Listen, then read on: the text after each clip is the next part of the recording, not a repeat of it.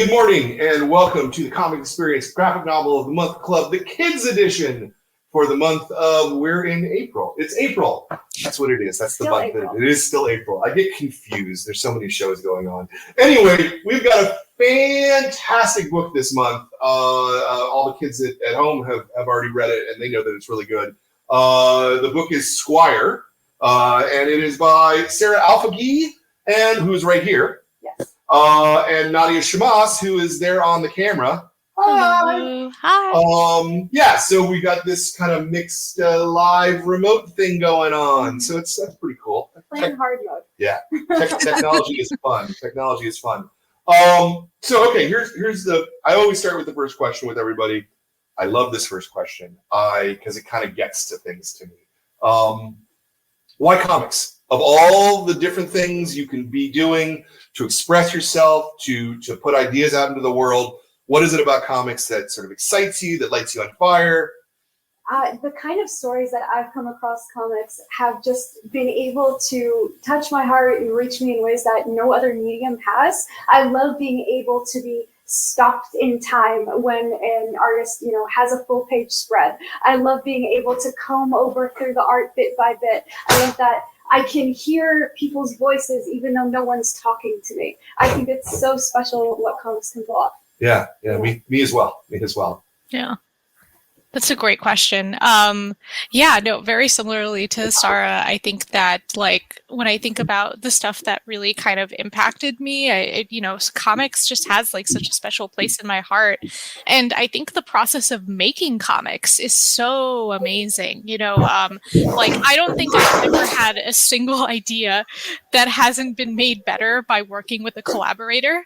And I love the challenge, right? You have such limited space. You have limited time, you don't have sound, and you kind of figure out how to tell a story through these specific constraints that comics give you, and then when it works, it's just wow, this is magic, So yeah, that's why comics. I love comics. That's great. Hold on, we're having a minor technical difficulty. We just need to move the camera a little bit because Dad sat down in front of the camera without recognizing. There we go. Perfect.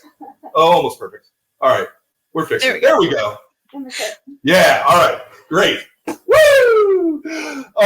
So what's the first comic that you can remember reading that stuck with you? Because I can remember I read some Harvey comic when I was a kid, but that wasn't what stuck with me. What was the first one that stuck with you?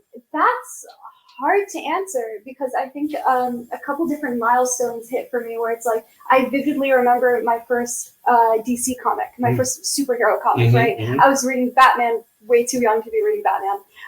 And then, of course, Calvin and Hobbes was such a pivotal moment for me. This is where I learned, honestly, to this day, it's still where I reference character acting and trying to be expressive in my artwork. And of course, I remember my first ever manga. And so for me, it's hard to say what the first is because those three examples cracked my brain open in a very special way. Yeah. I owe to all those three types of comics. What specifically Batman comic was it? Just because there's bajillions. I know. I could not tell you. I so vividly remember in my head what I picked up. But I know it was something with Catwoman, which means nothing.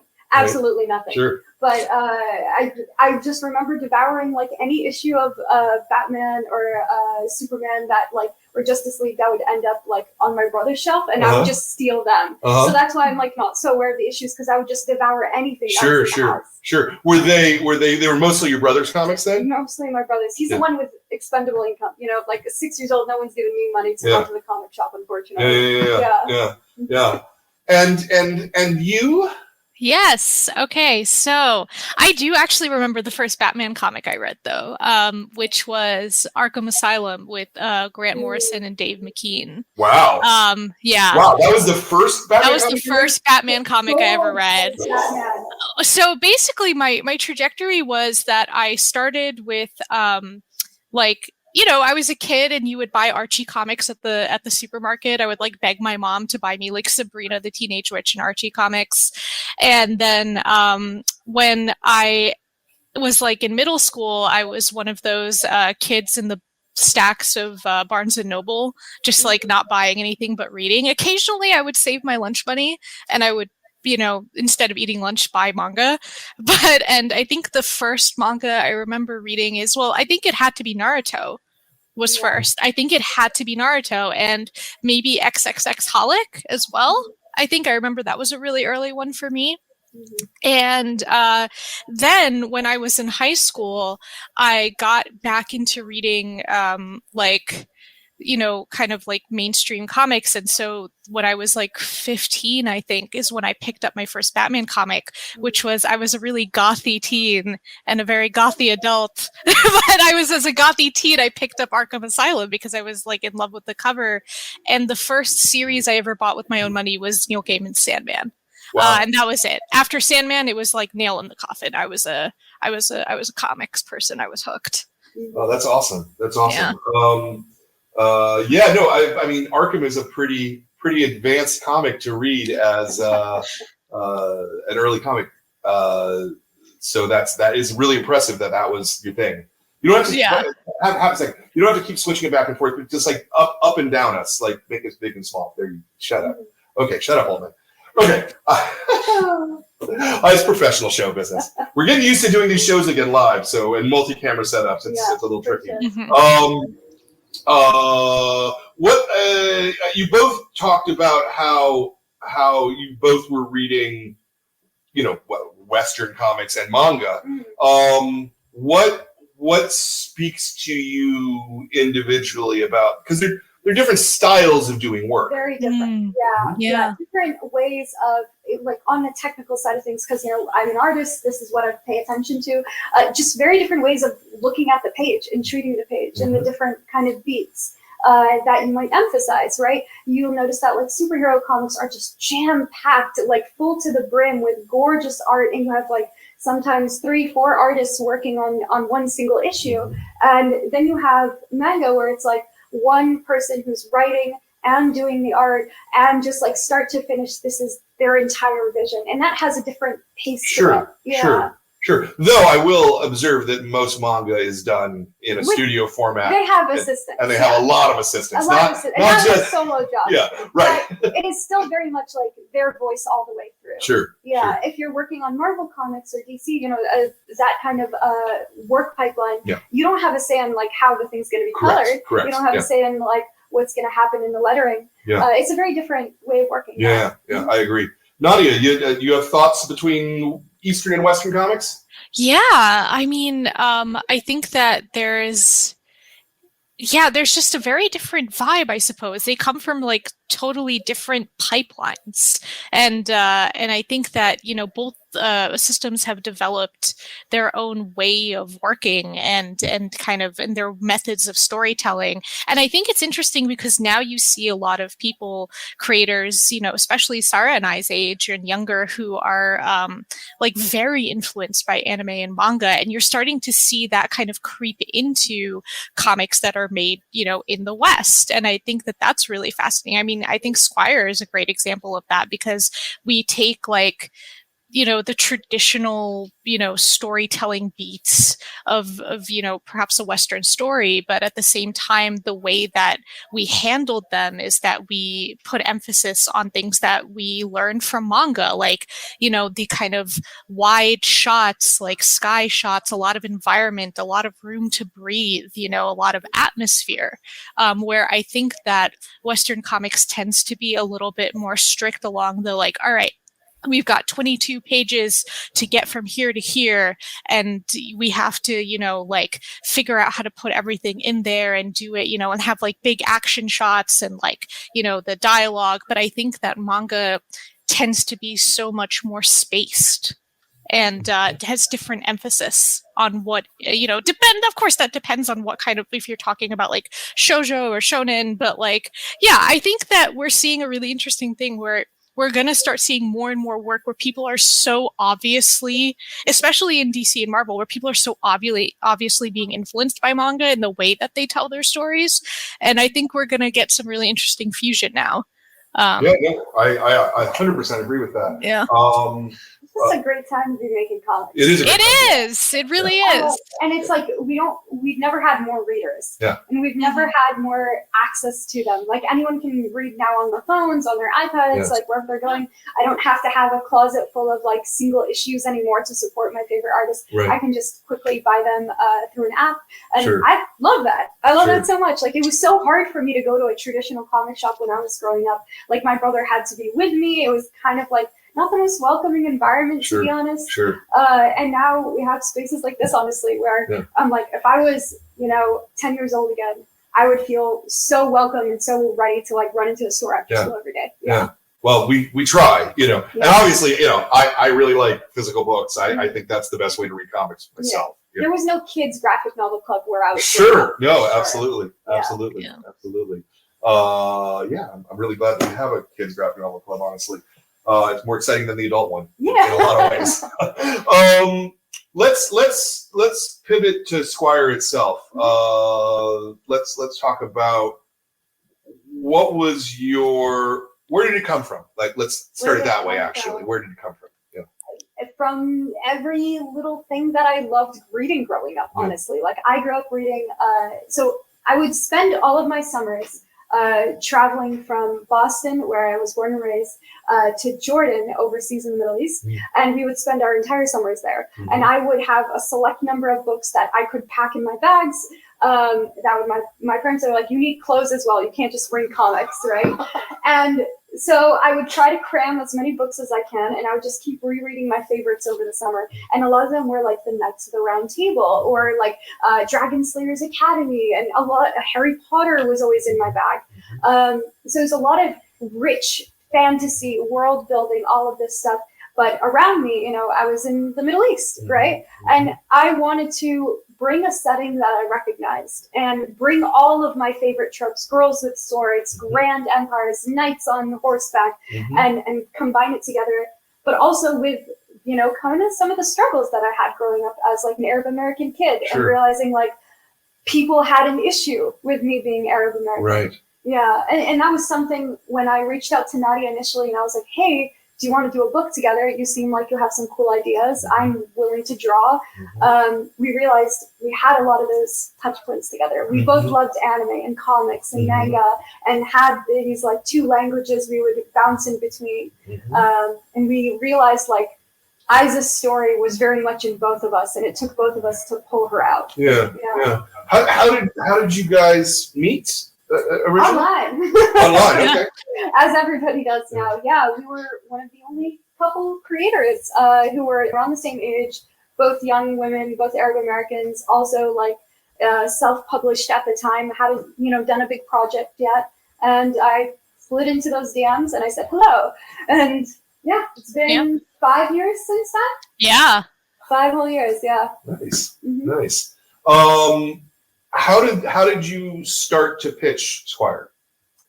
How did we pitch it? I mean, like, how did you build it? I guess yourselves first, right? Before you got to the pitch stage, like, lots of phone calls.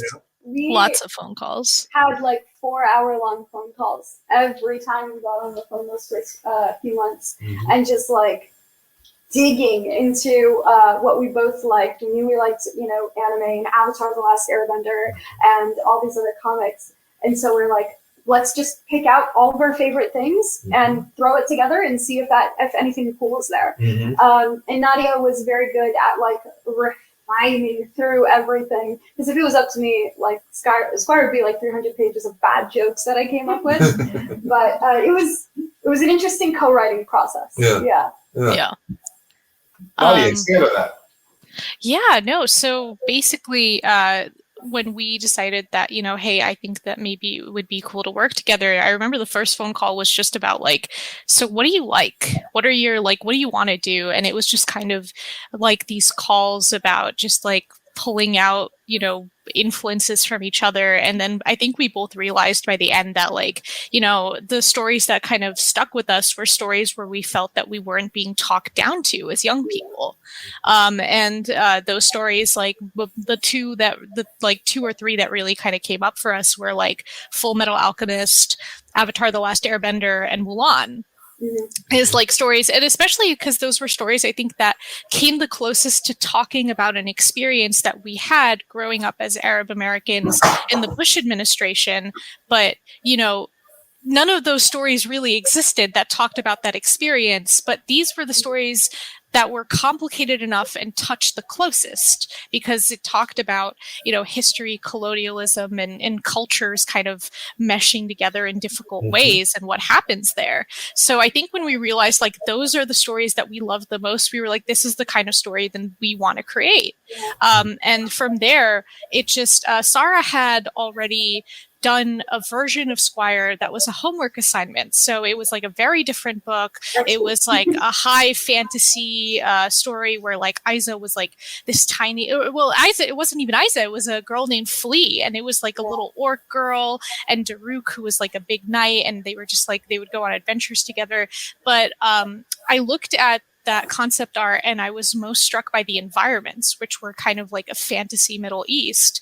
And I was like, we should do that. We should do, because I've loved fantasy my whole life. Sarah's loved fantasy our whole lives, but fantasy is always so European. So we were like, we should do a Middle Eastern fantasy. And then from there, it was just world building. It was just like, okay, what does the world look like? What's the geography? What's the history? What's the political history? And then when it came to characters, it was just, what are our favorite tropes? And it was like, we love like the nerdy little guy. We love the like angry little girl. We love the like buff dude. We love the buff girl. Like, you know what I mean? So it was just kind of, we loved the evil villain. Like the like general was very like Princess Mononoke, you know, inspired. So we were like, so it was just pulling from what we love and also what we wanted to talk about that fantasy often ignored or got completely wrong. Often when we are in fantasy, we are like evil sorcerers, or we're like weird orcs with a made up language who don't really want to do anything but kill, you know? So it was just kind of like, what did we love about fantasy that we wanted to put forward and put a love letter to? And what did we want to see changed in fantasy if it was in our hands? And I think that SQUIRE is that. It's like a work of love, and it's also a work of catharsis. Yeah. Yeah. No, and it's one of the things that I really love about the modern comics business now is that we can do work like this. Yeah. And it's treated seriously. It's not, you know, 10 years ago you couldn't have published this book. I don't know. No, I don't think so. Yeah. 5 years ago, like, was cut off. Yeah. You know, we had some pushback. Some people, they're like, what is this really about? Is this related to this news item? You know, is this about this political thing? And I'm like, no, we made it up. But I'm like, the story was honest. It was about something we grew up feeling, you know, feeling like we were not from one place or from another place. And I feel like a lot of kids resonate with that. At the same time as well, I was a middle school and high school art teacher when I was in my last year of art school.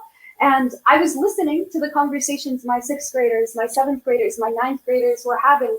And they were paying attention to climate change, to gun control. And they understood, like, maybe sometimes the adults around them don't have the best intentions. And that's not an easy conversation to have. But they don't have a choice in the matter. It's happening to them. And the reasons we love Avatar and Mulan and all these other, other shows is like, they were having these hard conversations with kids. They were contributing to it. And they also were the only groups that were most excited and active for change. You know, it was 17-year-olds stepping out and walking out of their schools. It's 13-year-olds, 15-year-olds at the climate change talks. These big problems were solved by our youngest people. Yeah. No, I completely agree with that. So you said you did a version of this. Yes. In art school. How long was it? How big was it? So it was a project that I had done for a few months. You can see snippets of it in the back of the book of like what those first sketches were when I was coming up with these characters who I thought were cool. It was something that I really just like, I knew I had this big project to do, and you know what? You are responsible for your own boredom when it comes to homework. So if you can make it fun for yourself, make it fun. And that's exactly what I did. Is I got to like do research and do history and, you know, draw these cool designs and start thinking of ideas of like, oh, that would be fun or that would be interesting. And it just ended up sitting on the shelf for a bit. I didn't think much of it until an editor called me up one day and said, hey, I saw your work online. Do you want to do a book? And I said, no, actually, that sounds like a lot of work. I don't want to do that. And then the following week, I had an agent knock on my door and said, hello, do you want to do a book? And I said, okay, 2 people are saying this now. Maybe I should pay attention. Maybe I should listen. And that's when I started reaching out to Nadia and be like, I don't want to do this by myself. Yeah. I'm too intimidated by the process. Yeah. Do you want to join me? Where were you online that both a publisher and an editor were seeing work? Twitter. On Twitter? And Instagram, yeah. And I would say now I talk with a lot of art students, and TikTok is the place to do it as well. Like TikTok and Instagram, like those are the places where the people who can make your cool ideas into real books, that's where they're hanging out. Yeah, and there's no, you don't need to go to art school. You don't need to have an official like background in it. If you think you're good at it, start making stuff. Like that's what it takes. Yeah. I always advise people that, you know, I think that the most important thing is to, if you want to do this, it's not about having the best supplies. It's not about like taking courses or anything. It's about finding people who are like-minded in terms of what you want to make and, you know, building a little community and just making stuff together and just kind of like having fun, finding your voice. You're never too young or too old. It's just about, and it's not about trying to like aim for like, okay, I want to do DC Comics. Well, then I've got to like just keep figuring out how to get in there. It's like, no. Just make your own stuff. And when your voice shines through, you know, people are going to take notice and everyone wants something new. So if you've got something new to say, like just say who you are and then you will get those opportunities. You know, both Sarah and I kickstarted our first projects, which is how we even heard of each other. You know, I put together an anthology called Corpus because I'm type 1 diabetic, and I put together an anthology that was basically just 300 pages of stories from other creators about healthcare experiences and disability, both mental and physical. And how did I do that is I literally printed out flyers, like, and I went to New York Comic Con and I just went to Artist Alley and I literally talked to anyone who would look at me. I would hand them a flyer and I'd be like, please, you know, consider this, no matter big or small, it didn't matter. I was like, I'm going to get this out as far as it'll go. And I honestly still have friendships and co-creator relationships that I made just from doing that. You know, you don't need a lot. I just had a printer. You know what I mean? Yeah. And I noticed with Nadia as well as she finished her project. Everybody has cool ideas. But like, who actually finishes the work? So it doesn't need to be perfect. It doesn't need to be the most thing you've ever seen. It just needs to be done. And I think a lot of people get stuck on that point where they're like, oh, but I don't like my writing skills. I don't like my drawing skills. Oh, but that person's story's better. Who cares? Finish it. You don't know what will happen. Like you're often your worst critic when you're first like creating stuff. 100%. You both did Kickstarters, though obviously a book from a big publisher is a completely different kind of beast, right? I mean, theoretically, and you know, let's knock on wood for this, but theoretically, this is going to stay in print for the rest of your lives. Whereas almost all Kickstarters exist to fulfill the Kickstarter, if you know what I mean. Like they go on to have no life past that. Can you talk maybe a little bit about that dichotomy? I think at the end of the day, there's still work to be done on who gets a chance to write the stories that they want. But that said, I still am optimistic, and I'm like, it has never been easier to become an artist, to become a creative professional.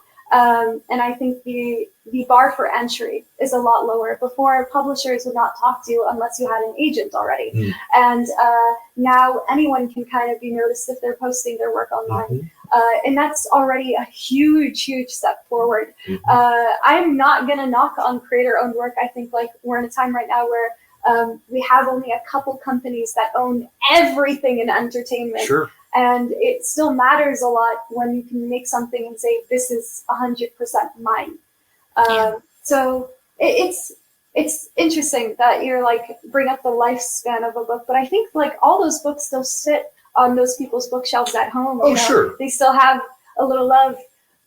And there's a lot of people who've made the jump from creator-owned into like the most traditional kind of entertainment. Heartstopper is a fabulous comic, a young adult comic that started as like a web comic, just crowdfunded and all of that, and now is a Netflix show. Sure. And like we're seeing more and more examples of that, which is so cool and so exciting to me. Yeah. I you know, for me, my perspective just comes from, you know, again, owning a bookstore and wanting to be able to continue to sell these things forever. You know, that to me is the greatest strength as an artist when you make art, that the art continues to make money for you for the rest of your life, even if it's small amounts, you know. And you know, you talked about creator owned. I mean, as a store, my focus has always been on creator owned, creator control. You know, I think about the earliest self-publishers in the comics industry, you know, sort of in the 70s and the 80s. And a lot of them are still, you know, they're still making money off things they did 30 and 40 years ago. We just interviewed Wendy Pinney about ElfQuest. She's still making money off that comic, you know, those comics that she drew 40 years ago. She still makes money off them.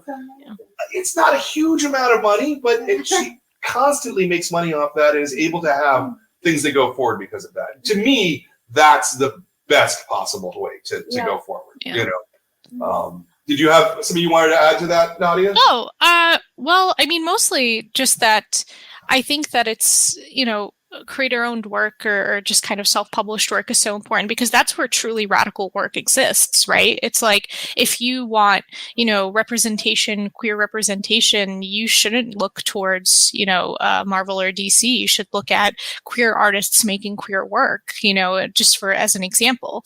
I think that that's where like real, you know, where not that innovation can't exist in those spaces, but I think that, you know, those places are untethered from cultural and corporate, you know, control or censorship. So as a result, like you know, that's everyone should never ever write that stuff off. And not that you were, just as kind of like me, my own like feelings about it is that I'm like, yeah, that is like, that's the real stuff. And not that this isn't real stuff, but like, man, like, you know, I have such respect for people who take on the cost of self-publishing and distributing their own work, because it's, you know, it's funny, putting together Corpus was the hardest thing I've ever done. And it was way harder than writing Squire because I had to do all of it. I had to like contact the printer. A portion of my books was on a ship that sank to the bottom of the ocean, like a third of them. I had to like re-get those back. Like those are all things that, you know, a corporation has multiple people and multiple. There's like like at the bottom of the ocean, there is like a few hundred copies of Corpus. Yeah.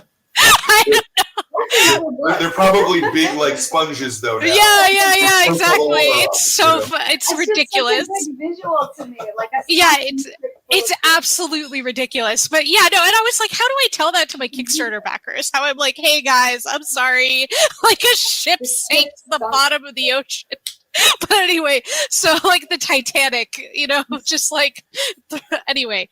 But yeah, no, I guess what I'm saying is that just like, yeah, I think that there is a huge spectrum of work amongst like comics and what is considered professional comics. And I think that all of that work needs to be supported. And I think that we are seeing a closing range of ways to directly support artists, which is why it's so important to support artists directly now more than ever, you know? Yeah. Okay. All right. It's interesting because I again, and this completely comes from my perspective as a guy who owns a store. I always feel like if you can get your material into stores, which is a big if, like I grant you that it's an enormous if, but if you can, we act like a magnifying glass, right? We take the thing and we can set more people on fire than you'll ever be able to reach on your own, you know, unless you're Rita Telgemeier or something like that. Oh, sure. But almost nobody is that big, right? And so it's the stores that you know, well, like for a book like this, that we're able to make it a selection of our kids club, and that we present to a lot of people. SQUIRE And, had to go through the traditional route. SQUIRE had to go through a publisher. We think there's too many people out there, and we thank stories like yours because so many people out there never knew that a book like this could exist, that they could even look for it. You know, anyone can search up like kids comics and find something that they're gonna really love.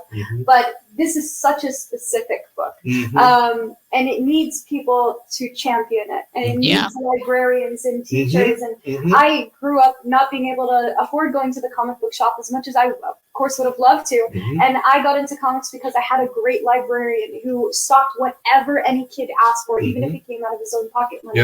And it takes people like that to put it in the classroom, to put it on the bookshelf, and be like, you should read this specifically. No, I'm really glad you brought up librarians and teachers as well, because they're the bigger part of the lever. You know, we're a magnifying glass, but they're a lever, and it's really interesting to me. It's absolutely important. And I think that, you know, I lost my thought for a second, but just that the longevity of these books, of any book, of our books, just comes from the support of the people who decide to put their support behind that. So I think that we never take any of that for granted. Whenever I see SQUIRE in a bookshop, it's like, you know, oh my God. You know? I'm like, do I say something? No, I'm too embarrassed. I have to leave. You should always say somebody to the bookstore. They'll tell you, come sign it for us, you know, and then they'll sell more copies as a result. Is what I think, at least.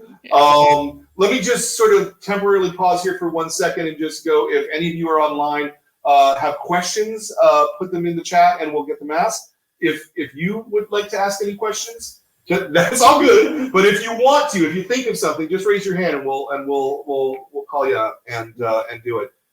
Same thing with my staff. If you guys have any questions, you can certainly ask your questions. All right, fine. We'll go back to me. So you were reached out to by an agent and by a publisher of, do you want to do something? Did you then come back to those same people with this, or what was the next step in the process? The next step was, who the heck is willing to do this with me? Because I'm not doing it by myself. I absolutely won't.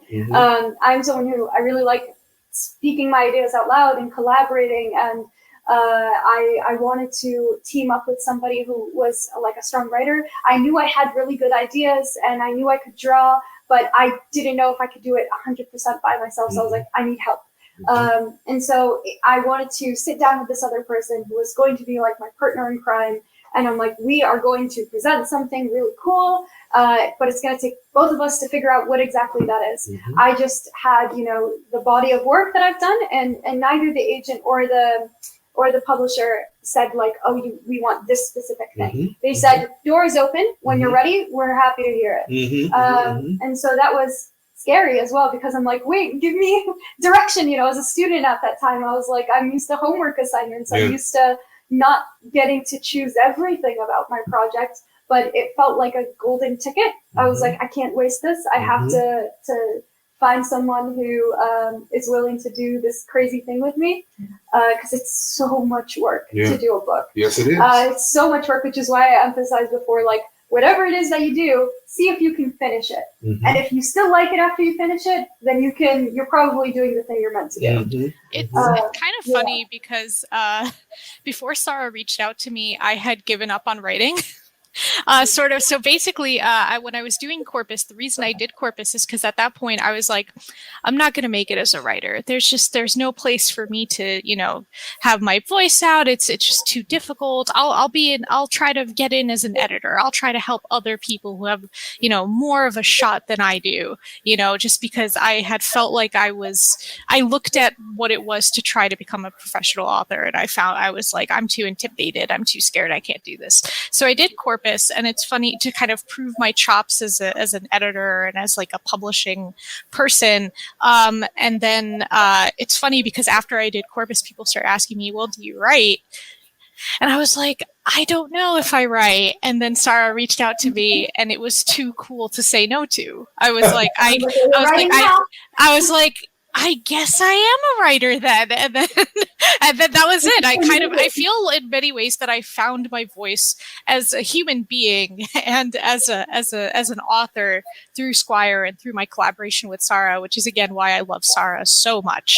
I think that we have a very similar working style. I think that SARA comes at things with this like incredible confidence and poise that I really didn't understand when we first met, but then after I got it, I was like, this person's so goddamn cool. You know, so I was so happy to like, the first time she said that to me. yeah, I was like, oh, this is so cool. So I was like, I have to like, you know, like I really learned a lot from Sarah, from our collaboration. And again, to bring it back to the first question, that's why I love comics so much. I really do feel that I learned a lot and am bettered by our collaborators. I guess to add to the story of SQUIRE is that after we spent hours figuring out what SQUIRE was, we put together a formal pitch, and our agent, who was Sarah's agent first and then also signed me, sent it around everywhere. And so we didn't give preferential treatment to the original editor that had reached out to Sarah. We were like, hey, you're one of the people that we'll show this to. And, you know, and then at the end, he did end up getting it because he fought really hard for it and really proved that, you know, he would be a good editor for the story. So we ended up going with that original person who reached out to Sarah. So it kind of, it kind of happened. Number one fan. Yeah. It kind of happened where it was like, we didn't go out there being like, this is going to be the person, but we did go out there being like, we'll give that person the opportunity to work, to see the pitch and, you know, talk to us and sell themselves to us. And then, you know, we'll choose who we feel most comfortable to go with. And that's how it happened. He made us feel fully heard as creators. Nice. He made us feel like any story we wanted to tell, he would make sure it was like our voices first and that he just clarified the message. He's like, I'm not here to rewrite your book. I'm going to only stop you if something doesn't make sense. Yeah. And we are going to do this as partners. Mm-hmm. Yes. There were moments of like anxiety in the sense of being like, he would very kindly be like, hey, so people might be really politicize this, and you know, like, and like they might, and I'm like, yes, we know, because like very lovingly, like we are Arabs, and you know, we know that our identities and ourselves and our work is going to be politicized whether we want it to be or not. So as a result, why try to hide anything? Why try to sugarcoat anything? Let's just go, you know. Let's just go hard. Yeah, like people are gonna not give us the benefit of the doubt anyway. So we might as well just do what we want, say what we want, and do it as hard as we want. Mm-hmm, mm-hmm. Yeah. And you have been politicized, have you? Because to me, I mean, so yes. the only reason I ask is because this feels the themes of the book feel very universal to me. We think so. They don't feel specifically. But I think that's part of it, right? It doesn't matter what we feel about the book. And the people who are meant to read this book get it. Mm-hmm. And the people who are not meant to read this book don't. Mm-hmm. And that's fine. Mm-hmm. And that's why it's like you kind of let go of any of those worries because it's out of your control as a creator. I'm someone who, like, I very firmly believe that once your work is out in the world, it belongs to the readers. Whatever they want to say about it, whatever they feel about it, like I've had readers come up to me and be like, oh, did you mean this and this when you had this scene? Oh, did you want this to be an Easter egg? And I was like, if you thought that it was, then it is. Like, I don't care. I don't often get to talk face to face with readers like ever. I'm in my room and in my office, like working on stuff. And then when it goes out, that's it. I let go, you know? And it's been really, honestly, great to talk to readers. Because I feel like the only people who cared about SQUIRE, like I can count them on one hand. It's me and Nadia and our editor and our agent and my cat. Like that's that's the full list of the people who cared about SQUIRE until last month. Sure. And so now every time someone comes up to me and says, "Oh, I love this scene in SQUIRE. Oh, I loved Anza," or I'm a big fan of Husni or something like that. I'm like, I feel like a little piece of Squire that I had to hold on to is now given to them, and I feel lighter. I feel like I'm sharing the burden, and it's delightful. Yeah, it's great. Oh yeah, sorry. I was going to say, yeah, no, I think there's been definitely the outpouring of support has been way bigger than the few comments that I get, you know, calling me a terrorist or whatever. Like, you know, yeah, absolutely. You know what I mean? Like I would say, like I get only a few of those for every 100 comments of people. Yeah, sure. So I'm just sure. And I feel like those people are gonna. It really shocks me. I mean, obviously, I'm in San Francisco. You know, like so. I mean, and I was in Boston, right? Yeah. And it's sometimes it's not always as obvious as that. It's sometimes it's we don't think readers need this story right now. We don't think that this is relatable enough, or I think you should change that name. You know, sometimes it comes out in these little hidden ways. Yeah. And sometimes it comes out like, no, we think you're a bunch of Arab terrorists and we don't need you in comics. That was my first introduction to comics, actually. I redesigned an X-Men character for fun. For fun. And I pissed off a corner of the internet I had never even talked to before. And that was a very wild experience to have as an art student and as someone who didn't even have a name in comics yet. And to suddenly get this like onslaught of people who are like, we don't only hate the work you did, we hate you specifically. But at the same time, I had really fabulous support and mentors and people who I knew were in my corner. And I did not let that intimidate me, because those people were never going to read anything I made anyways. Exactly. So it doesn't matter. And I know the people who do want my book to exist, and they have the ability to actually make my book exist. They're my agent, they're my editor, they're the people literally printing it. So what do I care about these other folks if the people in power are on my side? And they're already, you know, they're going to be there whether you make something or whether you make nothing ever again. Like they're always going to be there. They're always going to try to, you know, get you down. They're always going to say some horrible stuff to you to you know, just brush them off, whatever, because, you know, the it's not for them. Squire's not for them. So, you know, it's the world gets smaller and smaller, and we're able to see different corners of the internet and corners of what people are saying. We're more inclined to just like react and have conflict with those people. But like, we were never meant to engage on that level. Like we can decide and pick and choose who we want to surround ourselves with and whose voices we want to hear. Because you know, folks like that, they don't want to listen to you. And I think it's okay to engage with things you disagree with. You should engage with things you disagree with. And then at the end of the day, realize what you want to keep and what you want to, you know, leave in its place. And it's fine. No, I mean, that's a wonderful, positive thing. I just, again, I'm really kind of shocked that, I mean, I guess I'm not, because there's always anonymous cowards in the world, especially on the internet. It's in the book. You know, I know. But I mean, when I read this, I didn't read it as a reader going, well, it's Arabic themes, right? Like these. No, and that's because you're a good reader. But some people, they can't see past Nadia's name. They can't see past my head scarf, and that's all they need. And it's the same thing in Squire. They can't see past her tattoo, and so the first conversation she has is with people picking on her in the market, and then again, she has her parents being like, have an easier time, cover it up. Some people won't understand you. They won't see past this. And then it's her own friends hearing what's around them and absorbing some of that hate as well.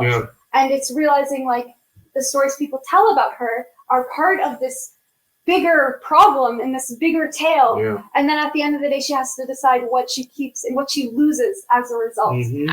Absolutely. I mean, the themes of, you know, history and nationalism being taught to kids at a young age, you know, comes directly from our experience as Arab Americans in, again, you know, the Bush era America. I mean, we came to age at a time where, you know, propaganda and nationalism against Middle Eastern people was everywhere. I mean, it was on Disney Channel, you know, and it was like, you know, everywhere we turned. And I grew up in New York. I was born and raised in New York. And I was in New York when 9/11 happened. And I remember the day that I go back into my classroom the day after and looking at my classmates looking back at me, and me realizing that nothing was ever going to be the same again at that very moment, just from the look in their eyes, you know? And I think that, you know, that moment is what I wanted to, you know, capture so much in Isa's story. It's just kind of that moment when you realize that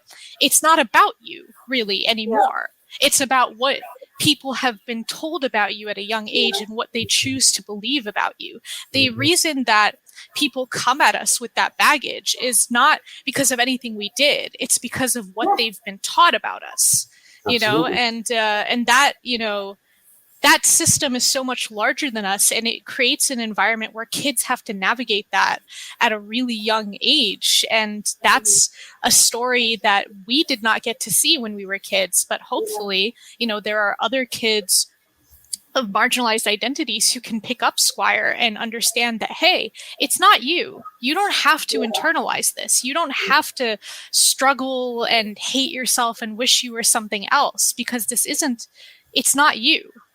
You are fine the way you are. You're beautiful. You deserve to have friends and family who love you, you know, and you deserve to be seen in a story as the person, the brave, heroic, good-hearted person that you are. Despite everybody in SQUIRE thinks that they're the main character. It's how we kind of wrote things, where it's like, it's Isa, it's Husni, it's Basim, all these people, they all think that they are the center of their story, and everybody around you also thinks that. And I think it was important for us to make it clear, like, yes, we have antagonists, we have people who are against Isa, but they are not necessarily, they're not inherently bad. They have their reasons for why they're saying these things.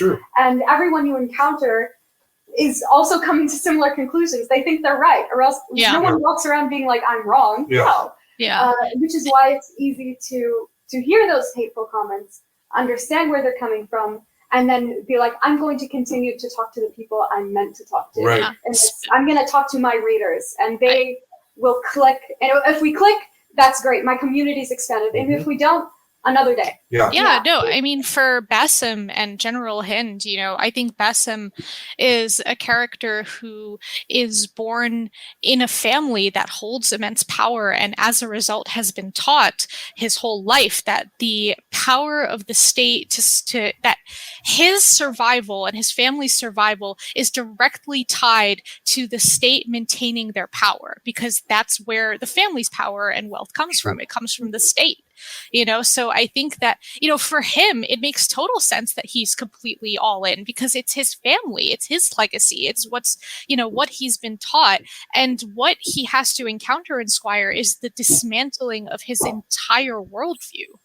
You know, and Hind, there's nothing that General Hind has said in this book that I have not heard directly to my face to justify, you know, the invasion of Iraq, the current apartheid in Palestine. It's not. It was like, I would, you know, sometimes people ask me, like, is it hard to get in the head of your villains? And I'm like, not at all. It's the easiest part, because my villains in SQUIRE represent the greater cultural, conversation that I grew up in. I was more familiar with their arguments than I was familiar with my own.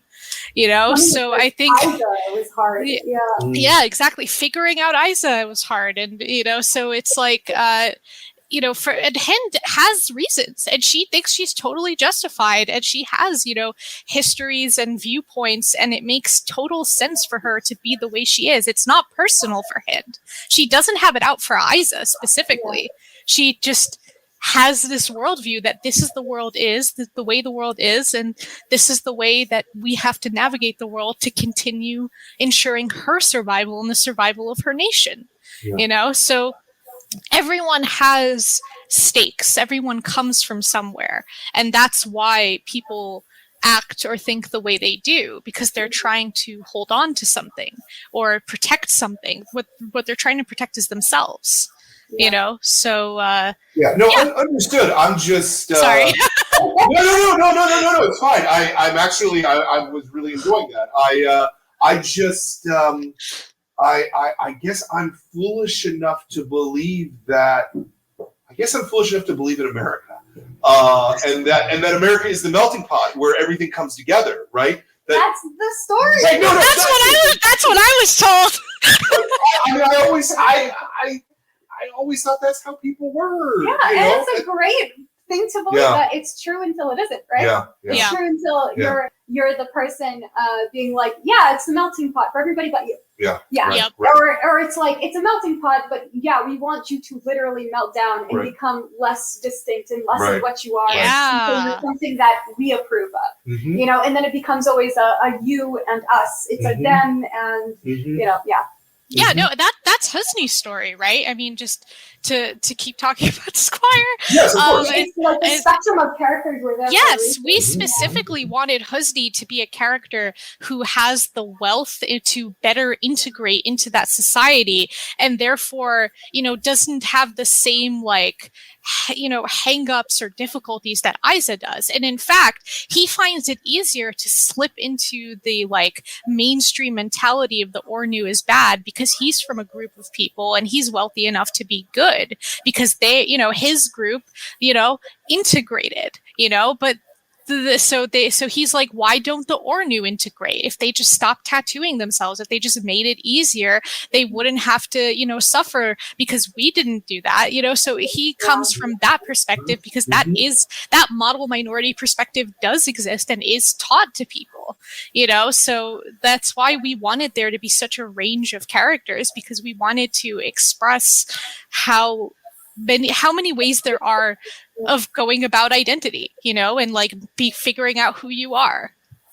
Now, did you guys figure this out as you were making the book or before you made the book? If you see what I mean. Bit of both. I mean, so comics are not something you wing. You know, you have to, you kind of have to have a game plan before getting in there. So there was some do actually. Some do it. I've certainly talked to a number of cartoonists who just make it up on knock out 300 pages a year, though. Right. Not in the way that we do it. Right. So for us, it was like, these are the things we want to talk about. These are a cast of characters that are going to voice the concerns that we're talking about, because it was all character driven, right? And so we were rewriting some dialogue literally until the last minute, where it's in like, the print date is this, and we submitted it 2 hours before, changing some of the lines of dialogue. We cut it real close, don't do it. So we kind of were a bit of both. We knew what we wanted to talk about. We knew who we wanted to use to talk about those things. Like, our characters were very locked in, but sometimes you just don't know until you get to the page, and you have to be not precious about the process. You can't be like, no, this is my idea, and my idea was best, and that's why I came up with it, and no one's allowed to change it. It doesn't work in publishing. I think, sorry, when I write my scripts, I basically try to do it where I know that I need to get from point A to point B, but however I get from those points, I need to leave it up, because those, you know, I need that space to kind of just figure it out, play around and innovate to figure out like what the best way to get from those points are. I think, like, for example, the letter writing chapter was just me being like, I need to get from here to the trials. I don't know how to do it. And then I just kind of was like, maybe this. And and that kind of like small winging it, you know what I mean? Like little, like the light winging it kind of gives it a little bit of a spark. I know that SARA also, like, because the artist's job is so much harder than the writer's always in comics, and I will always say this. So SARA has to take my script and then interpret it into sequential art and then do the sequential art, which is, you know, I owe SARA a meal anytime we're in the same city together. I owe her a meal on me every time for the rest of my life. I made her draw so many horses. I'm like, I get like, she could ruin my whole week in a single sentence. Be like, 400 students are barreling across the field on horseback, and I'm like, I signed up for this. I want to do this book. It's a very ambitious book, but and it's funny that I get tagged in 2 types of posts online. The first one is, Squire came in the mail, I'm so excited to read it. Oh my God, it's such a thick book. And then I get another tag 2 hours later being like, it was so short. I was like, make up your mind. What do you mean? Short? Wow, this was a long read. I know, we get that. But like, we get that so much. Of like, what they're really saying is, I won't more story. Sure. But I was just like, hold on a second. We had 300 pages to knock out this story, and yet that still feels like such precious resources. Right. It still doesn't feel like enough space. Yeah. And so when you're writing comics, they are deceivingly simple. And that if you look at our scripts, there's maybe 3 sentences on the page, right? But all of that has to be crammed in, and so every word of dialogue matters. So that's why we were rewriting until the last second, is because we see the art now and we realize this doesn't hit. Right. And I'm not going to redraw the page. It's much easier to bully Nadia into rewriting the sentence. Yeah. So I'm going to do that. Yeah. Well, let me ask you, Nadia, about the actual scripting. How voluminous are you in your description, in your dialogue? Certainly there are 5 or 6 different ways you can write a script. Probably the most common is screenplay, So we have an example of what it looks like to actually. Yeah, in the back of the book, which is like what if send it over to you guys. Yeah.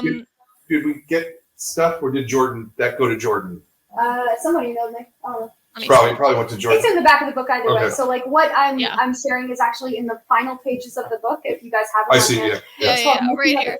So basically, the way that I write my scripts is I think of my scripts as a conversation between myself and the artist. So when I try to write my scripts, what I try to do is, one, the most important thing to get across, I try to give as visual direction if I can to help provide a possibility for the artist as to like how this could work. If I think that there's like a camera angle that would work specifically, I will like point that out.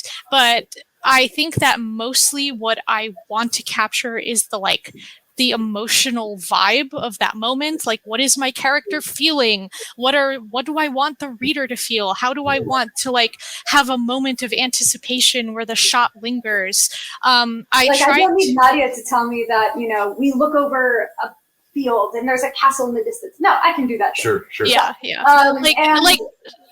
So sorry, the last thing is that just like, so I try to use references also that I know that my artist specifically will like I would put in like fight scene videos from like shows that like anime that we both like, or like shows that we both like.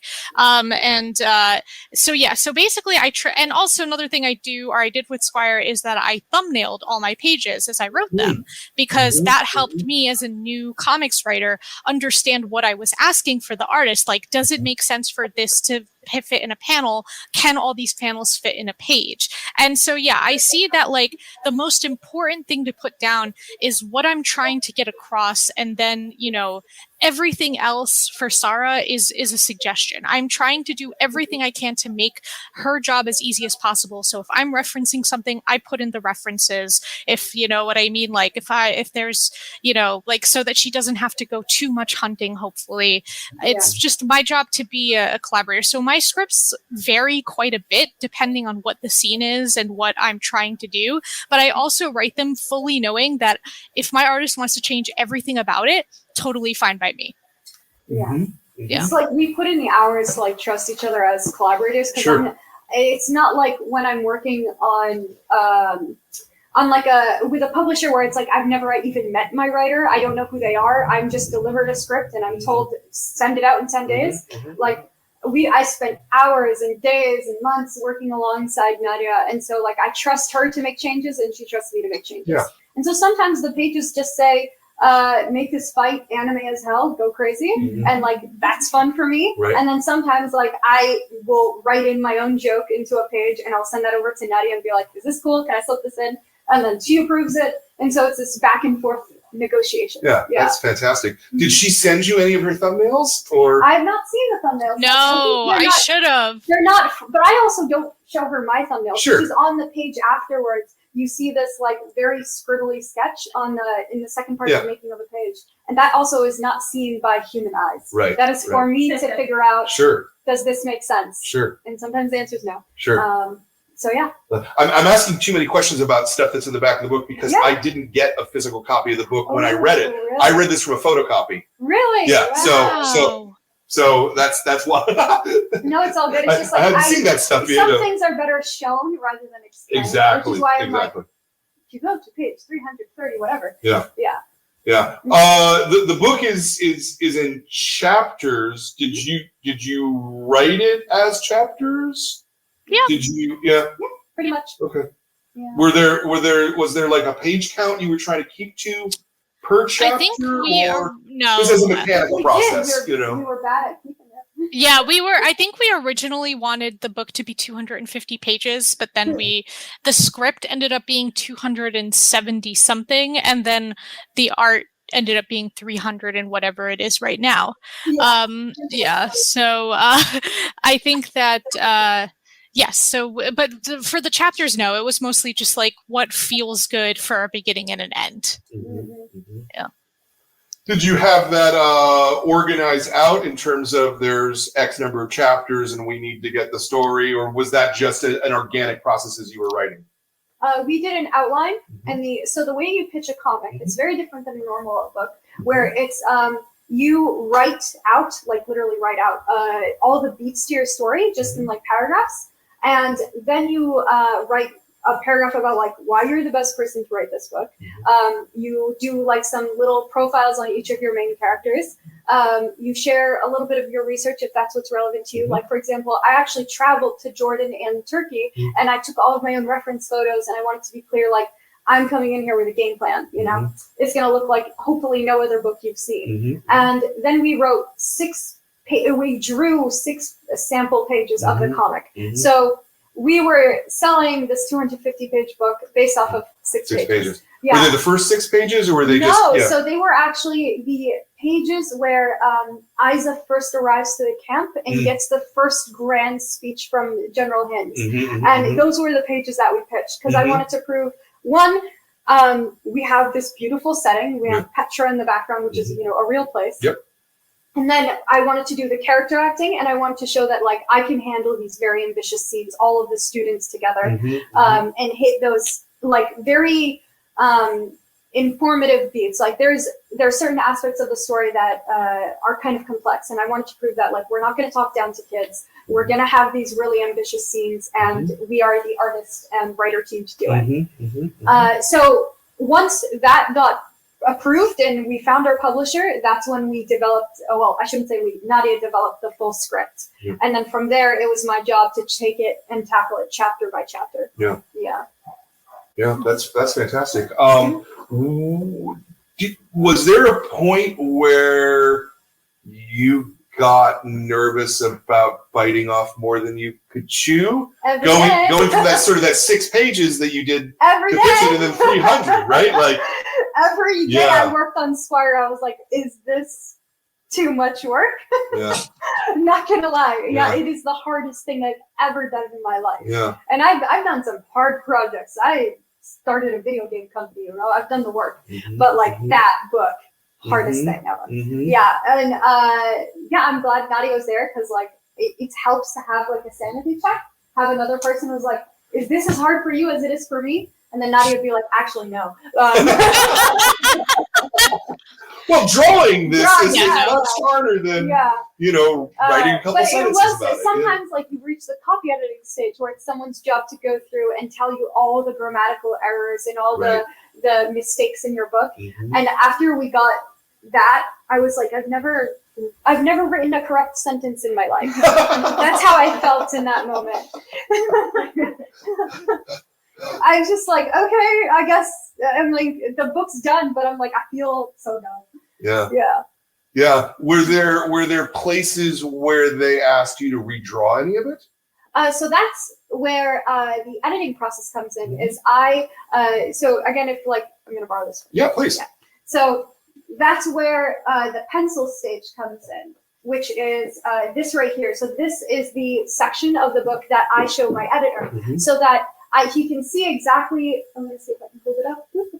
Yep, at the end of the book. This is the part that my editor sees. So I have to draw just enough so that he understands what's happening, but not enough that I get upset if I have to redraw it. Sure. So this is where like the trust comes in, where it's like they know what the final pages are going to look like, and so they know I can pull it off. And so I can show them just these pages and be like, all right, am I clear? Can I go forward? Yeah. And then I get the green light to do all the fun stuff, Yeah, which yeah. is inking and coloring for me. Yeah. That's it always strikes me that the hardest part about doing comics is what is it's not a Hitchcock quote, but the thing about how you have to if you're gonna have a gunfire in the last scene, you have to have it in the first scene. A gun gets fired, or if a gun is placed in Act 1, it has to be fired by Act 3. Right. So something like that. Yeah. So it seems to me with comics, you can easily run into the problem where you get to the end of the book and you go, "Oh, I didn't put the thing there that I was supposed to." I actually feel like that's less likely to happen because so much forethought and so much work has to go in to get to Act 3. And that's why it is collaborative as well. It's like you have people over your shoulder. Sure. Like I spend maybe 10 hours total on every single one of those pages. Yeah. So I'm looking at these pages a lot. Right. Yeah. Right. So if I miss something, that's on me. It's also it's a little different between a graphic novel and, say, a serialized comic. Yeah. Where the serialized comic is being produced as, it's coming out already. It has come out. You cannot go back and change those things. Yeah. I've been working on serialized comics lately, and yes, it is. I actually find it harder than graphic novels. I will say that one of the interesting things is like by the end of the book, I'm a better artist, and so I look back at the first 40 pages, and all I want to do is redraw them by the end because I'm just a better artist at that point, and that's frustrating to go back and see every little thing that you did wrong. But that's where your brain has to turn off. And you have to accept it's over, it's done, pass it in. That's where the perfectionism is not allowed to come out of the closet. You just shove it back inside. That's not the point. Done is always better than perfect. Yeah, 100%.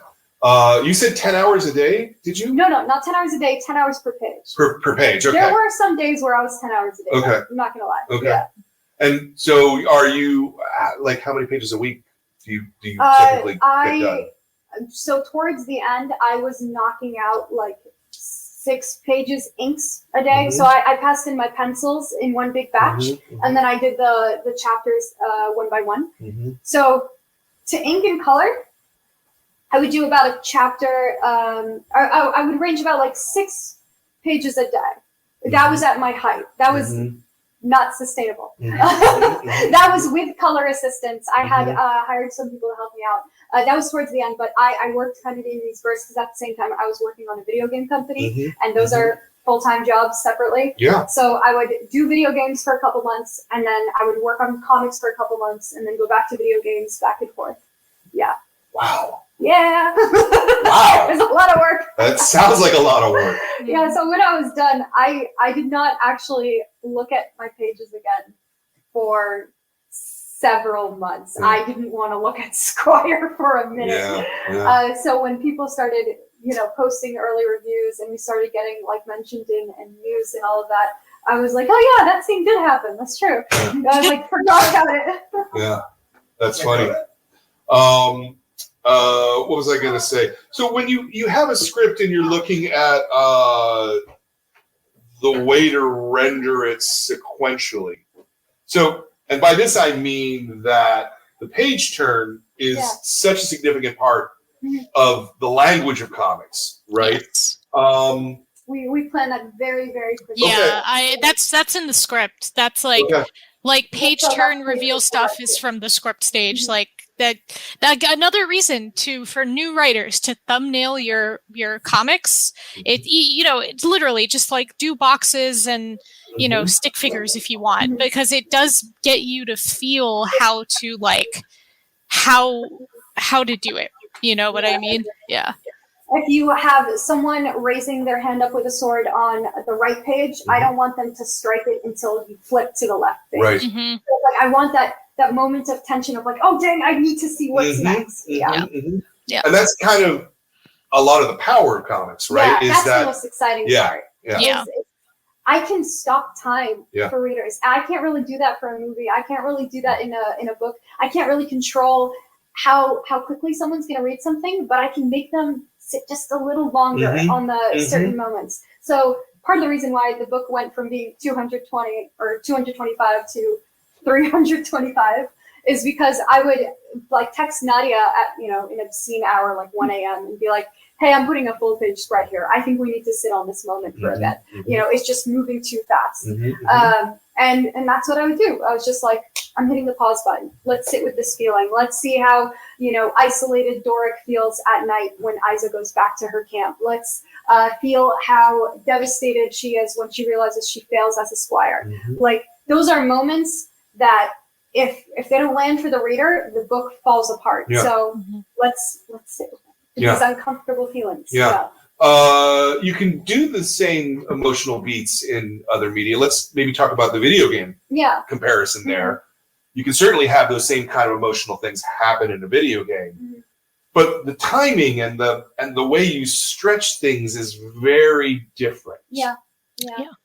Can you talk about that part of it maybe a little? I learned actually this from you know, this is kind of like an action dramatic book, but I learned this from reading romance comics. Romance manga taught me how to pace a good fight scene, because it's just as important to show the action as it is to show the reaction, because a reader is going to empathize with a character, and if you don't show them how a character feels in that moment, they're going to just like forget about that scene.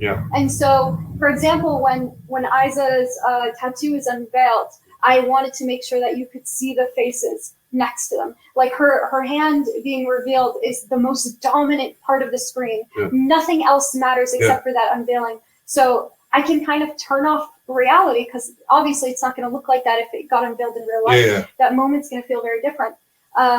But that's where comics comes in and lets me be theatrical and lets me show multiple perspectives on the same exact page. I can't do that with movies. I can't do that with video games.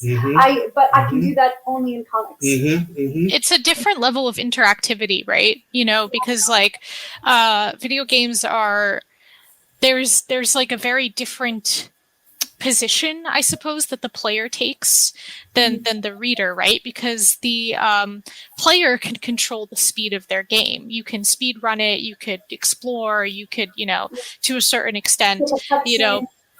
Yeah, exactly. But, you know, we are the ones who can, and I mean, obviously readers can like speed read through a comic, but, you know, no matter what, the page turn's going to happen.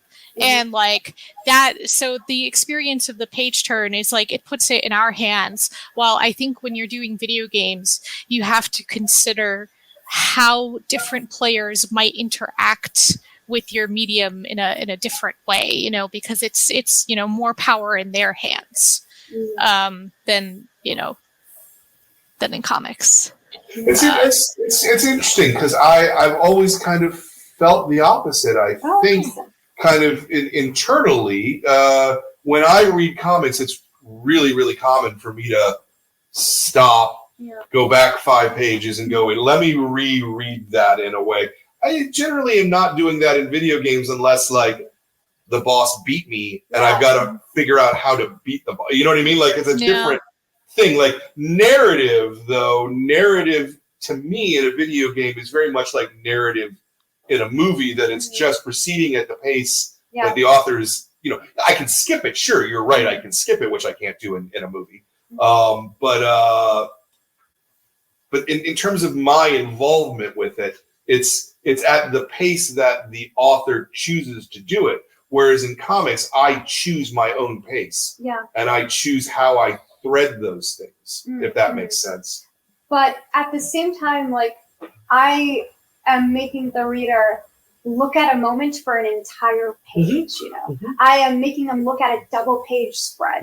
I am deciding whether something is this much on the page or this much on the page. And that will ultimately affect how you feel about a moment. Demanding their attention for this scene. There's no doubt that you can put your thumb on the scale, but I feel like there's more reader involvement somehow. But the thing is like what you feel about a panel in there, even if you're burning through it super fast, how you feel about a panel that's an inch high versus how you feel about a panel that took over 3 pages is going to hit different regardless. I could probably find counterexamples. But I love that. I love that. No, I think it's, I mean, it's just... That's why we're saying it doesn't matter what we say because at the end of the day, the book belongs to the reader. Absolutely. Yeah, no, it's correct. Absolutely. There's different kinds of readers and different kinds of players, right? I mean, I think that just speaks to the way that you and I probably play video games different, or play different types of video games. Sure. You know what I mean? It's sort of like it's or like what our interests are in the narrative of a game. You know what I mean? Like, I think that that's just kind of, you know, art's special. Everyone engages with it so personally. Yeah, no, very, very, very much so. Ben, were there questions? I actually just had a question myself. Yeah, please. So you're talking so much about the pacing here and how much you like to control as much as you can. Yeah. So would you ever be interested in turning this story, if you had the opportunity, into a film where you have less opportunity to control the pacing outside of the edit, but like, would you be okay with it being constrained in that medium? Yes. Because we're working on that. Nice. We're in conversation, but like we can't promise anything. But ideally, if I were to choose, if the Squire story were to continue like where we left it, it would continue in another medium, in my opinion. Interesting. But mainly because I don't want to draw another 300. Yeah. And I literally, in terms of labor, I refuse to have an opinion. I'm like, Sarah's like, whatever Sarah says, Sarah's right. Sarah goes. You know what I mean? But like, also, yes, I personally would love to see Squire given the same amount of grandeur as was given to Game of Thrones. That's my dream. It's like, and I don't mean that like as in like, I don't know, specifically a TV show or anything. I just mean more the sense of like the amount of production and care given to like costume design, to like, you know, yeah, exactly. Like, I think that is like the number one dream of mine. Also, I would want the same composer who did while I was writing Squire, I was listening to a lot of the Game of Thrones soundtrack. I have very complicated feelings about Game of Thrones. I won't talk about them, but I will say that I was listening to a ton of that soundtrack. So like, I would love that same composer, if that's the dream. Like, would love that guy to. Very cinematic feeling to Squire. Yeah. Okay with it existing in another medium. Sure. So, but you just said you don't want to draw 300 pages. Not anytime soon. Okay? Is that specifically 300 pages of Squire where you're drawing horses and swords and things like that, or is it comics more broadly? I'm gonna always be drawing comics in one form or another, even if they're just stuff that are in my own sketchbook. It's honestly how my brain is wired. Like, there were points in Squire where I'm like, dang, I hate how much I love this, because it's so much work, but I love it. I love it with my whole heart to make comics. And the process of seeing like a finished page and getting to that point is so fulfilling to me, and it scratches like these creative little parts of my brain that no other medium like really does for me. Like, I've worked in comics, I've worked in video games, I've done film work, I've kind of touched a lot of different creative professions, but comics, ooh, delicious. But so much work. So much work. Yeah. So that's why I'm like, because my main position is in video games now, I can't exactly ditch it. So it's going to be a minute. Like, I had a very frank conversation with my co-founder at this company. He's like, if Netflix knocks on your door in another day and they're like, we're adapting Squire, are you going to leave us? And I was like, maybe. We'll see, right? But I feel like that, yeah. But a lot of comic artists actually go directly into animation and into directing, because when I'm doing Squire, I am oftentimes the co-writer, I'm the director, I'm the costume department, I am the actor, I'm making all the expressions. Every ridiculous face in that book is my face. So it's a lot of different skill sets that you learn that actually translate really well to other mediums. Yeah. No, 100%. I just, the language and the pacing of animation is different than comics. Comics. At the end of the day, like, even if it's not going to be like me anytime soon, I do really, I'm so hungry to return to fantasy in particular. It is where my heart is. Like, I thought I would do this very self-indulgent book, and then I would, be good, and I wouldn't need to return to those tropes again. And then I see a girl with a sword, and I'm like, damn, that's cool. It's not out of my system. I don't think No, same. Same. I also am like, because I've been doing stuff in a lot of different genres and mediums now. I've been doing a lot of horror lately and science fiction and also big two stuff, which has all been lovely. But I think I do feel the yearning of some some fantasy work. I would love it. Yeah. You just want something with a little less horses, maybe? Just a couple. Yeah. Yeah. Just maybe not make your first book have 8 main characters. Don't do that. Why would you do that? And it's like I understood why all the graphic novels that I loved coming out were like single color or black and white. I was like, it makes sense. I should have learned. I said, but not me. I'm gonna do a full color comic because I'm smarter. But you learn. Yeah. That's great. Let's start the wrap up here. Are there any other questions? Oh, you got a question, please. Yeah. What do you do after the initial excitement of like any creative work wears off, and then you're just staring at your work and you start to lose confidence? How do you get the confidence to continue? Well, being on a deadline certainly helps. Because I can disappoint myself any day of the week, but I can't disappoint Nadia. And so like that's actually part of the reason why I wanted to be a collaborator, is because I'm like, I don't know if I can power through this by myself. I want someone else like rooting for me, and also like I'm rooting for them, and we kind of hold each other accountable to making sure that we get to the finish line, because the finish line is what matters. No one wants a half-done project. No one wants a half-done story. So doesn't matter what it looks like, get it over there. And so me, like being collaborative helps so much. Having peers and friends around who are in a similar boat. And then it's like coming up with a process where like the way you start is really important to making it to the finish line. You have to give, for comics in particular, your best 60% effort. If you go 100% on every page, you're going to end up with 1, maybe 2 really nice pages, and that's not a book. So what you do is come up with ways to not go crazy and make your 60% effort look really good. And then that way you still have the energy, you're still inspired, you're still have your eyes on the prize, and you learn about like what it takes to get through the work, because it's just work at the end of the day. Passion lasts 10 minutes and then it's an hour of work. And so for me, it was a podcast. It was having friends on the call with me while we're all working together. It was having Nadia and being able to text her and be like, this page is so hard.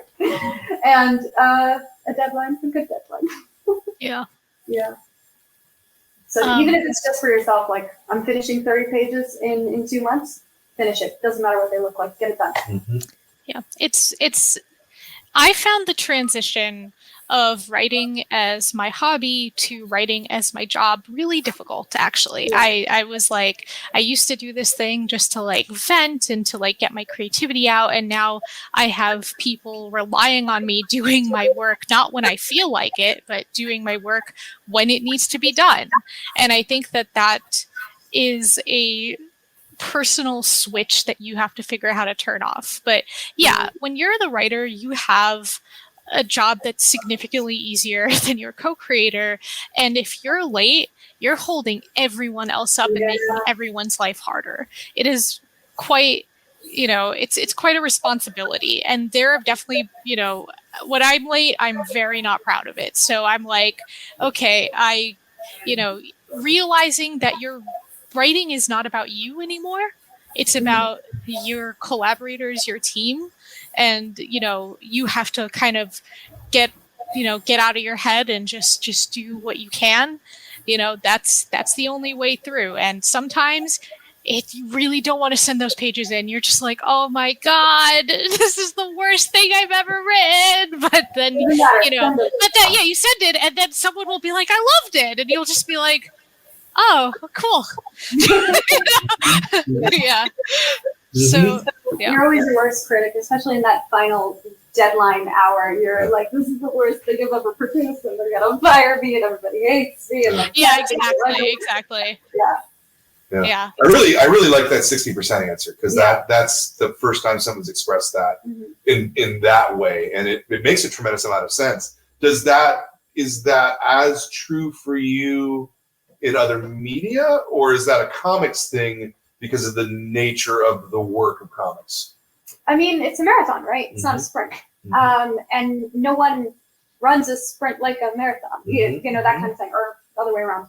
I think it's specific to comics because of like, I'm essentially redrawing every one of those pages like 4 different times, right? It's a thumbnail, then it's pencils, then it's inks, then it's colors, and then it's like, it's a script, the whole thing. And so I'm like, I need to section off energy that I'm going to need later.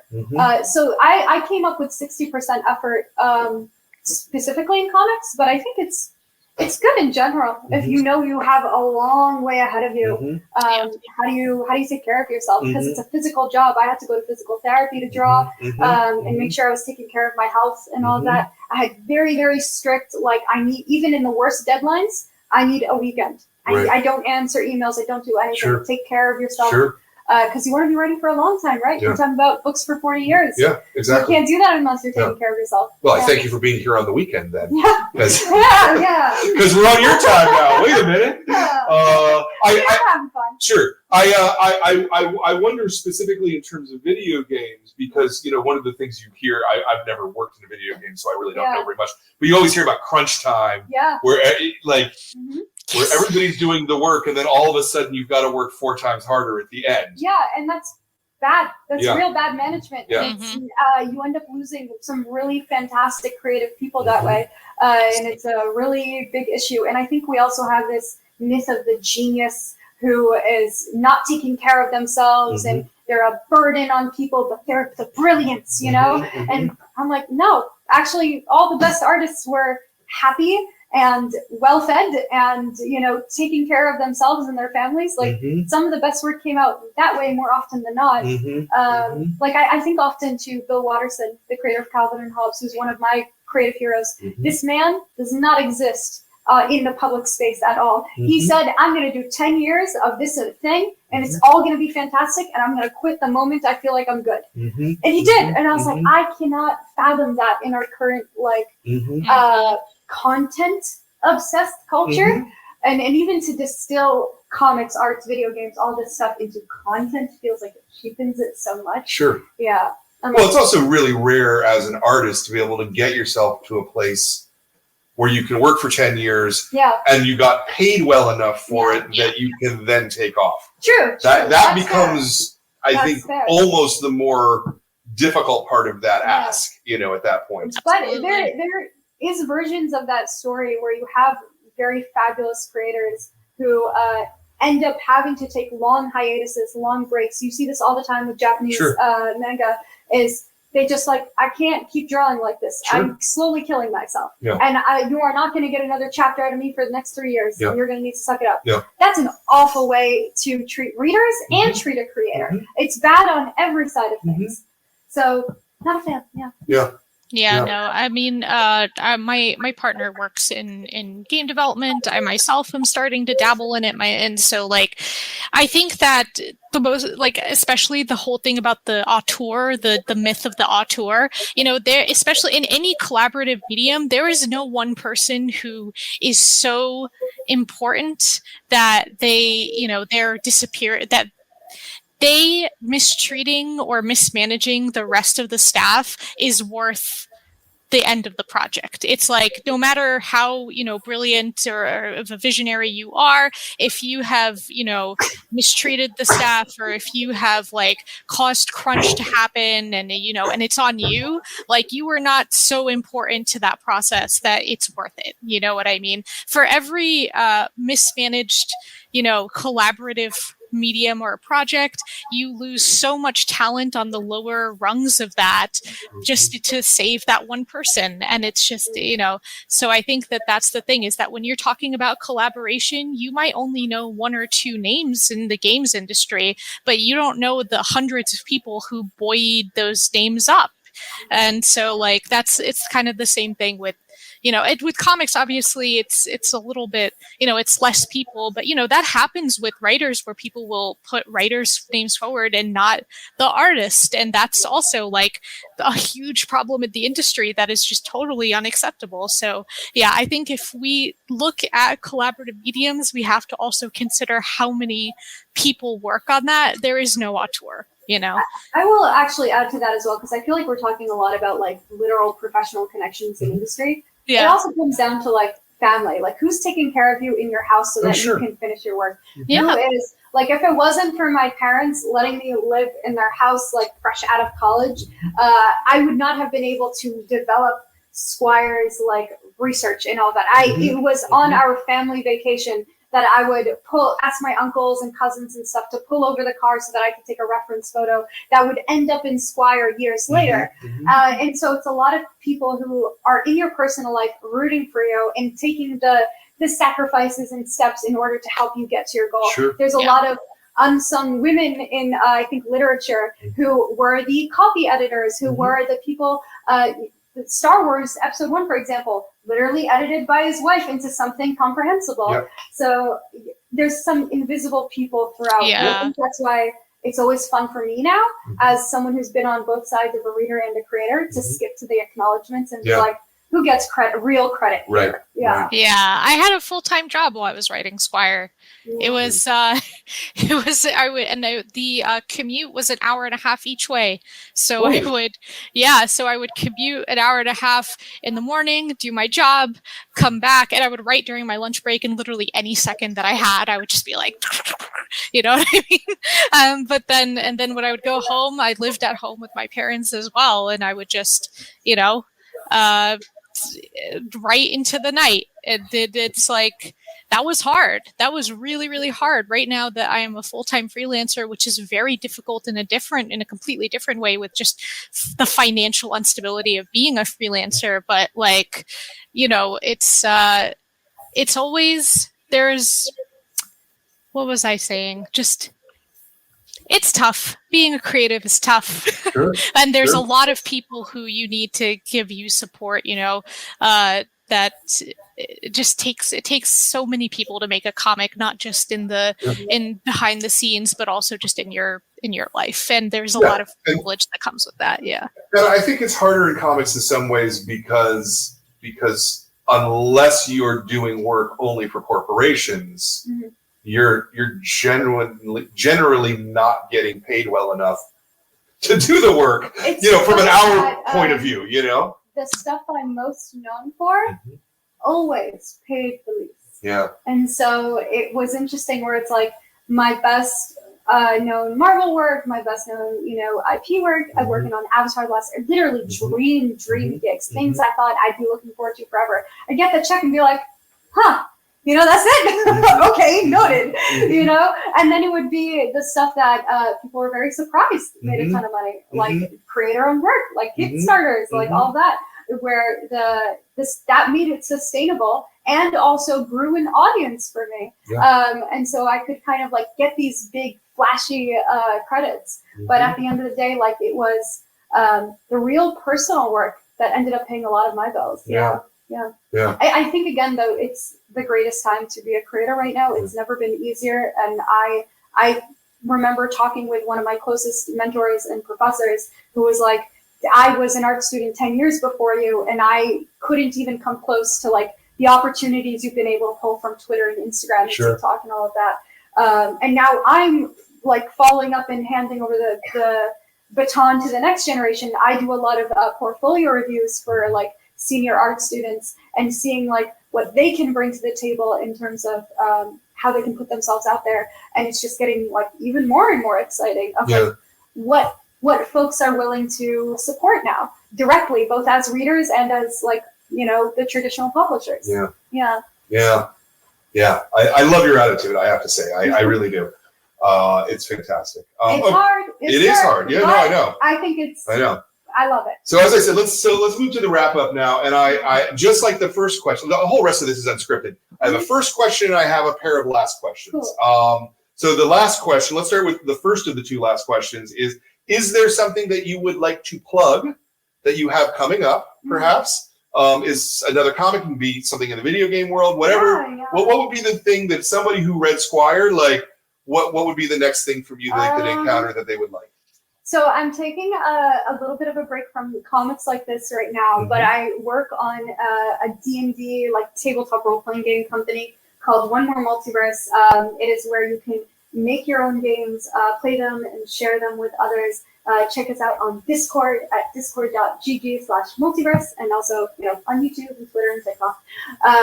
But yeah, that is, if you're interested in making your own stories happen, but don't necessarily know where to start, I definitely recommend like tabletop role-playing games. It's what sparked a lot of my own imagination. Other than that, I'm actually working on picture books right now. Okay. It's not announced right now, but if you want more things around like Arab representation, I am working on a new picture book called Not Yet. So it's for younger readers. We're talking like 3 to 6 years old.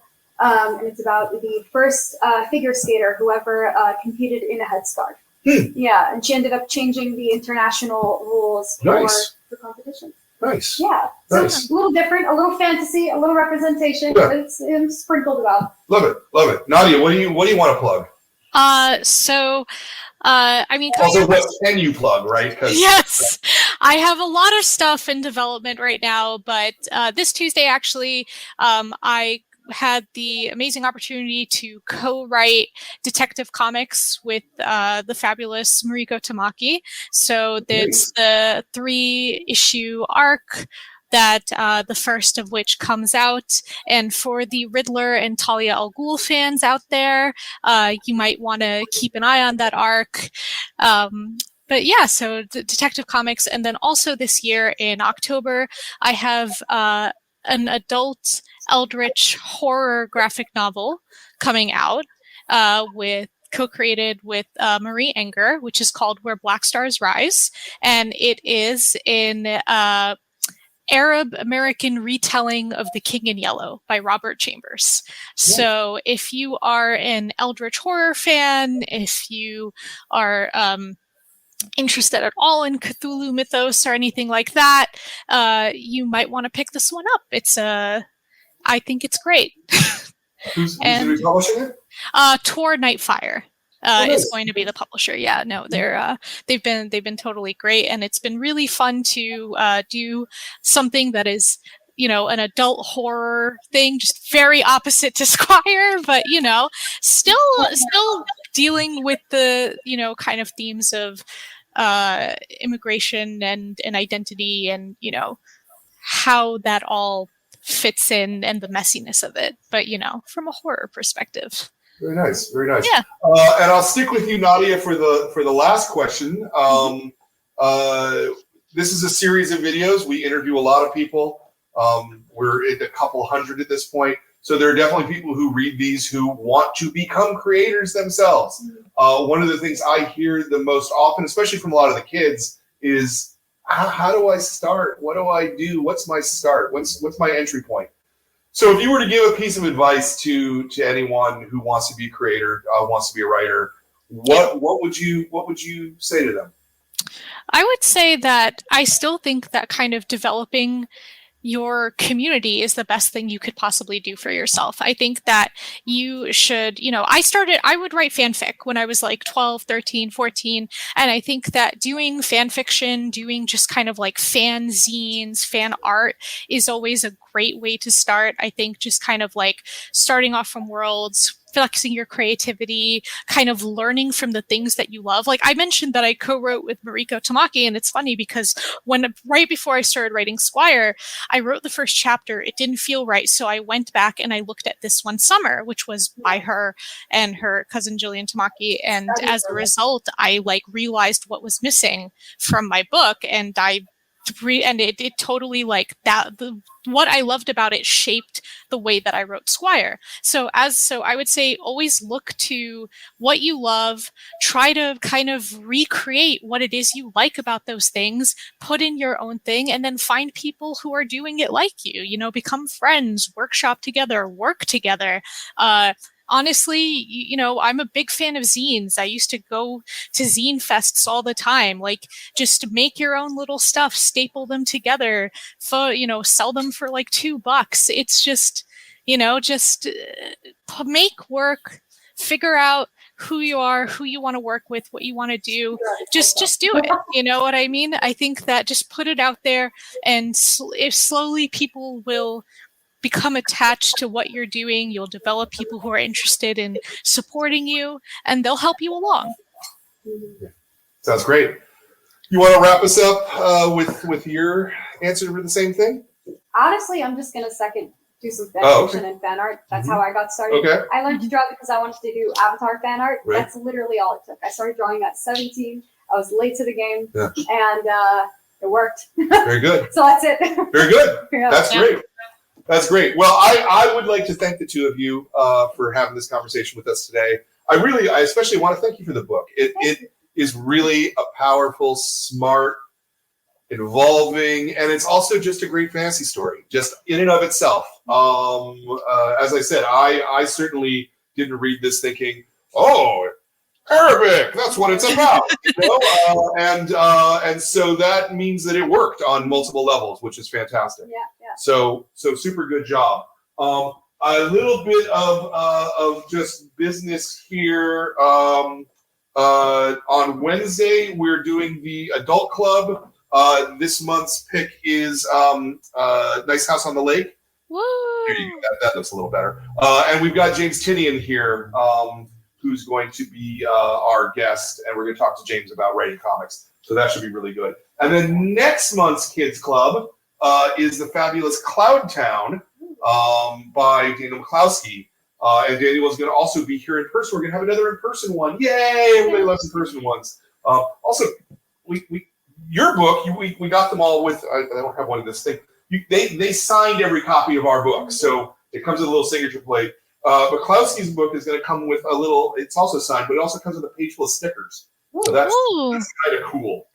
Very cool. I like the extra stuff. So that's what's coming up for the next couple of shows. So you watch them. I would like to thank Ben for running the show, running the camera on this. He's done a great job. Yay, Ben. I would like to thank Jordan for being our producer and taking care of the behind the scenes stuff. I would like to thank KATT and Zoe and Katie for running the store, which allows me to do things like have interviews with people about comics because they're doing all the hard work. I want to thank you guys for making the comics. Thanks so much. Yeah. You know, I want to thank all the members of the Kids Club because we wouldn't have this without you guys. It keeps the store alive. It literally keeps everything going. So that's it. If you're sitting at home and you don't know what to read, which is always a problem, I think, I really strongly recommend Squire. I think you're going to love it. And that's what I have to say. Thank you again for being here, both of you. And we will see you again at the next show.